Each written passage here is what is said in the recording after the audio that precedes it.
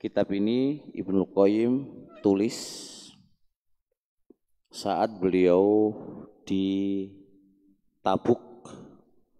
Tabuk itu salah satu tempat yang ada di kota Madinah. Ada yang mengatakan beliau itu di Tabuknya, ada yang mengatakan beliau di perjalanan menuju Tabuk. Beliau menulis risalah ini kepada saudara-saudara beliau yang ada di negeri Syam, Syam. Zahir tulisan ini sepertinya Ibnu Qayyim enggak melihat buku, jadi beliau nulis risalah ini kepada saudara-saudaranya yang ada di Syam. Alhamdulillah kita sudah menyelesaikan membacanya.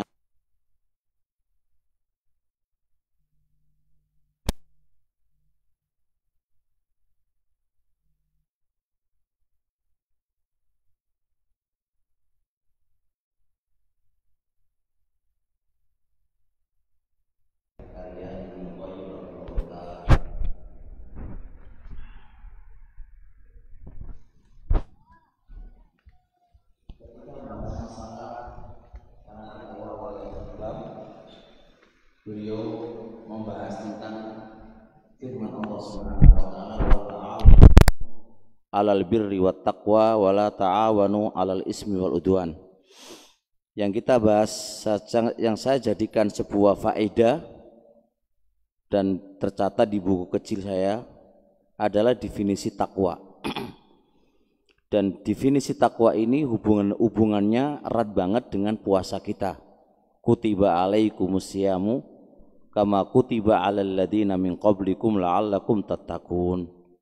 Apa itu definisi takwa? Apa itu hakikat takwa? Taib. Beliau mengatakan wa ammat taqwa fa haqiqatuha al-amalu bi ta'atillahi imanan wa ihtisaban. Dan kita insyaallah beramal apapun bentuk ketaatan dan menjauhi apapun bentuk larangannya, semua mengarah kepada takwa. Kita mau sholat itu juga karena takwa, kita mau zakat itu juga karena takwa, kita tolong menolong itu juga karena takwa. Kita semuanya muaranya semua adalah ke arah takwa. Nah, beliau mengatakan fahaqiqatuha, maka hakikat takwa adalah al-amalu, menjalankan bi ta'atillahi, ketaatan kepada Allah, yang butuh digaris bawahi, imanan wa ihtisaban. Dasar menjalankan takwa, dasar menjalankan taat itu harus ada dua, yaitu iman dan mengharap pahala di sisi Allah. Ini harus berjalan di seluruh muara kehidupan kita di dalam menjalankan ketakwaan dan ketaatan kita kepada Allah, harus bermuara di atas dasar utamanya itu adalah iman, dasar yang kedua itu mengharap pahala di sisi Allah Subhanahu wa taala. Baik itu berbentuk amron wa nahyan, baik berbentuk menjalankan perintah atau menjauhi larangan. Dasar utamanya adalah iman wa ihtisaban, baik berbentuk menjalankan perintah atau menjauhi larangan. Dasarnya adalah imanan wa ihtisaban. Bentuknya adalah fayaf'alu ma amarallahu bih, lalu dia menjalankan apa yang Allah perintahkan dengannya, imanan bil amri. Bentuknya adalah karena apa? Karena mengimani perintah tadi, berarti harus ada ilmu dulu, karena nggak mungkin dia imanan bil amri tanpa sebelumnya berilmu dulu. Sebagaimana yang kita pelajari semalam, wad dalilu qauluhu ta'ala wal asri innal insana lafi khusrin illal ladzina amanu. Nggak mungkin ada iman kecuali sabaqahu bil ilmi, diawali dengan ilmu. Maka imanan bil amri, mengimani perintah tadi, berarti sabaqahu bil ilmi, mengetahui ini adalah perintahnya baru beriman. Wa tasdiqan bima wa'idihi, dan membenarkan terhadap janjinya Allah, bukan janjinya makhluk tapi janjinya Allah. Anda menjalankan ini imanan bil amri, dan Anda membenarkan janji yang Allah telah janjikan kepada kita. Di sini imanan adalah maf'ul li ajli. Anda menjalankan semua perintahnya Allah harus karena iman terhadap perintah tadi, dan harus karena membenarkan terhadap janji-janji yang Allah telah janjikan kepada kita. Wa yatruku ma nahallahu an, dia harus meninggalkan apa yang Allah larang, imanan bin nahi, karena mengimani itu adalah larangan, wa khaufan min wa'idihi, dan karena takut dari ancamannya.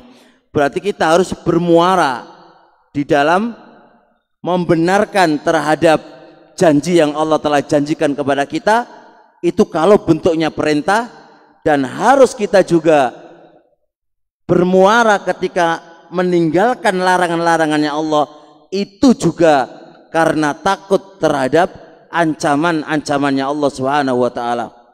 Oleh karenanya Talq ibnu Habibin berkata, idza waqa'atil fitnatu fadfa'uha bittaqwa, apabila telah terjadi fitnah, apa aja bentuknya fitnah? Al fitnatu adalah jinsul fitnah. Fitnah apa saja? Fadfa'uha bittaqwa, tolaklah fitnah itu dengan takwa. Perhatikan, takwa bisa menolak fitnah. Fadfa'uha bittaqwa, tolaklah fitnah itu bittaqwa, dengan takwa kepada Allah Subhanahu wa taala. Qalu, mereka bertanya, wa mat taqwa, apa itu takwa wahai Talq ibnu Habib? Qala, kata Talq ibnu Habib, an ta'mala bi ta'atillah, engkau menjalankan ketaatan kepada Allah, ala nurim minallah, di atas cahaya dari Allah Subhanahu wa taala. Engkau menjalankan ketaatan kepada Allah di atas cahaya dari Allah Subhanahu wa taala.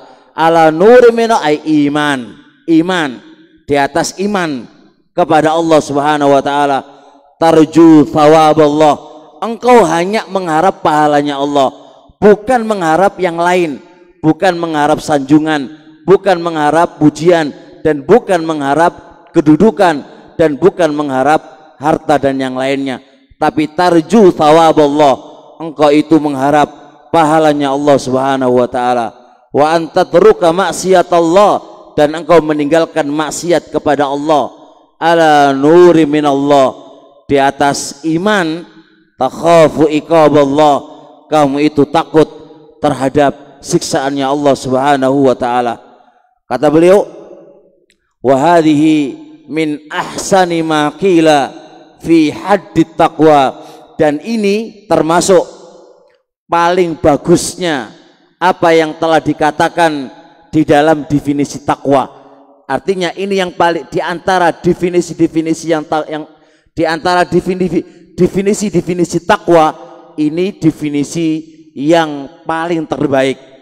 Di antara definisi takwa, di antaranya ini adalah definisi yang terbaik.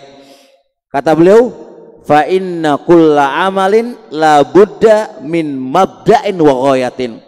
Setiap amalan yang kita lakukan, baik itu menjalankan perintah atau menjauhi larangan, itu harus ada mabda, pondasi awal, wa ghayatin, dan ada tujuan.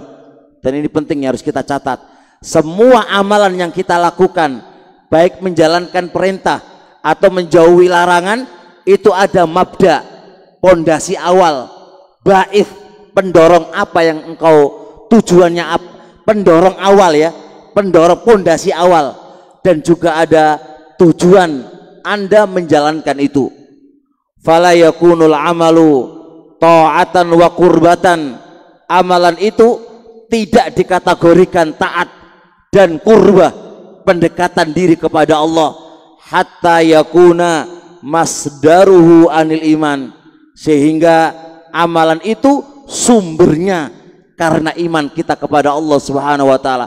Jadi kalau amalan itu pingin kita jadikan qurba ilallah, kita jadikan taatun ilallah, taat kepada Allah, harus sumbernya amalan tadi, dasar utamanya tadi, pondasinya adalah adanya iman. Dan saya katakan lagi, nggak mungkin adanya iman kecuali sabaqahul ilmu, kecuali harus diawali dengan ilmu. Fayakunul ba'ithu alai huwal imanul mahdhu, dorongan dia mengamalkan ketaatan tadi, dorongan dia mengamalkan amalan tadi hanya karena iman murni, bukan karena yang lain.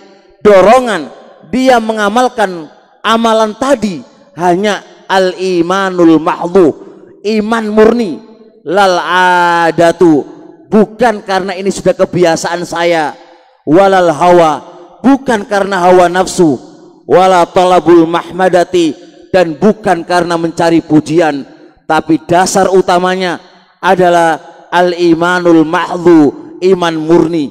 Balla buddha, bahkan harus ayyakuna mabda'uhu, sumber awalnya mahdhul imani, murni iman. Ini sumber awal. Wa ghayatuhu, dan tujuan utamanya, harapannya dia di dalam dia beramal, thawaballahi ta'ala, mengharap pahalanya Allah Subhanahu wa taala. Wa ghayatuhu thawaballahi, tujuan dia menjalankan amalan apa saja, baik itu menjalankan perintah, tujuan dia menjalankan perintahnya Allah Subhanahu wa taala, atau menjauhi larangannya Allah Subhanahu wa taala, tujuannya adalah, mengharapnya adalah thawaballahi, pahalanya Allah, wabtigha'a maradhatihi, dan hanya mencari ridhonya Allah Subhanahu wa taala, baru amalan itu dikategorikan taatun, dan baru amalan itu dikatakan qurbatun ilallahi azza wajal. Oleh karenanya Rasulullah alaihi salatu wasalam sering banget menggandengkan suatu amalan itu dengan imanan wahtisaban. Semisal puasa kita ini, kata Rasul alaihi salatu wasalam, man shoma ramadhana imanan wahtisaban ghufira lahu ma taqaddama min dhanbi. Barang siapa yang puasa Ramadan, dasar utamanya adalah iman, yang kedua wahtisaban, hanya mengharap pahala di sisi Allah Subhanahu wa taala. Semisal salat tarawih, man qoma imanan wahtisaban ghufira lahu ma taqaddama min dhanbi. Teman-teman semuanya, kita berpuasa ini supaya dikatakan qurba wa ta'ah, dasar utamanya adalah iman, dan dasar utamanya adalah mengharap pahala di sisi Allah Subhanahu wa taala. Salat tarawih yang kita lakukan sehingga kita tidak malas-malesan, atau sehingga kita tidak bermain-main di belakang, dasar utamanya bukan yang lain, tapi hanya mengharap pahala di sisi Allah Subhanahu wa taala, yang mana pahala itu adalah kebutuhan kita yang kita bawa besok menuju kepada kematian kita. Pahala itu adalah kebutuhan kita secara daruri yang kita akan bawa menuju kepada Allah Subhanahu wa taala. Dan seluruh amalan-amalan kita yang kita lakukan, bentuknya apa saja, jangan mengharap kepada selain Allah, tapi mengharaplah hanya kepada Allah Subhanahu wa taala. Dan itu yang baqa, dan itu yang selalu bersama kita, dan itu yang akan menemani kita besok di kemudian hari, yaitu ketika kita mati dan di kuburan.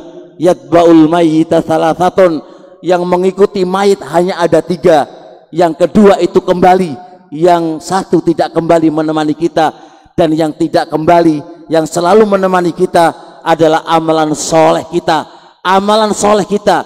Dan gak mungkin dikatakan soleh kecuali hanya mengharap ridhonya Allah, mengharap pahalanya Allah, hanya mengharap kepada Allah Subhanahu wa taala.